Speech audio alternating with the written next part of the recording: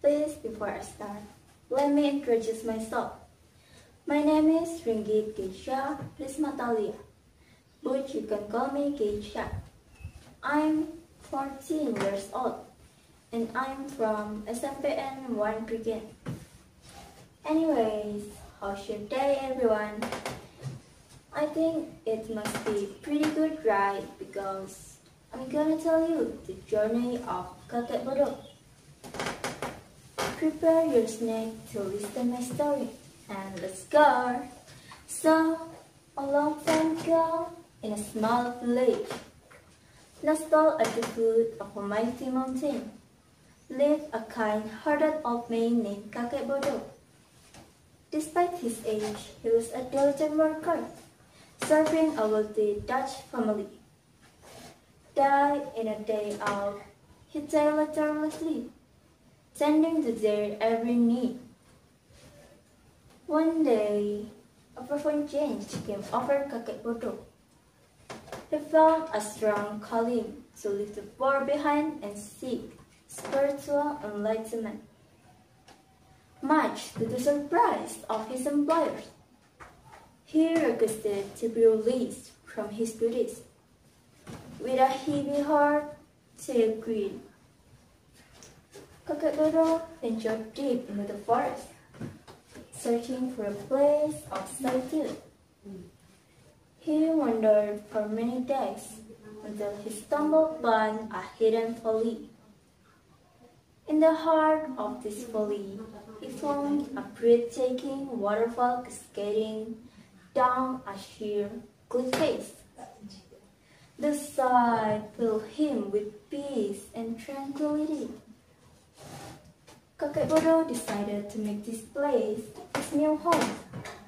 He built a small hut near the waterfall and began to meditate and practice spiritual exercise. Days turned into weeks, and weeks turned into months. As Kakek Bodo grew closer to nature, he developed a deep connection with the spirits of the forest. It is said that he gained extraordinary powers during his time in seclusion. News of Kakek Bodo's disappearance spread to the village. Many feared for his safety, while others believed he had become a wise and powerful hermit. When the Dutch family heard that Kakek Bodo had chosen a life of solitude, they were both disappointed and angry. They felt betrayed and mocked his decision, calling him Kakek Bodo, which means foolish old man in Indonesian. Despite their insult, Kakek Bodo remained undisturbed. He continued his spiritual journey, helping those in need whenever he could.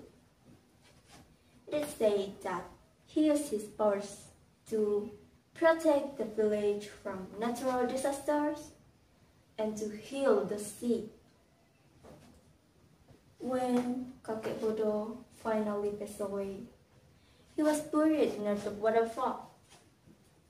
The villagers honored his memory by naming the waterfall after him. Over time, the legend of Kakek Bodo grew, and the waterfall became a sacred place. People believe that the spirit of Kakek Bodo still resided here, watching over the forest and its inhabitants. And the end. How do you think, guys?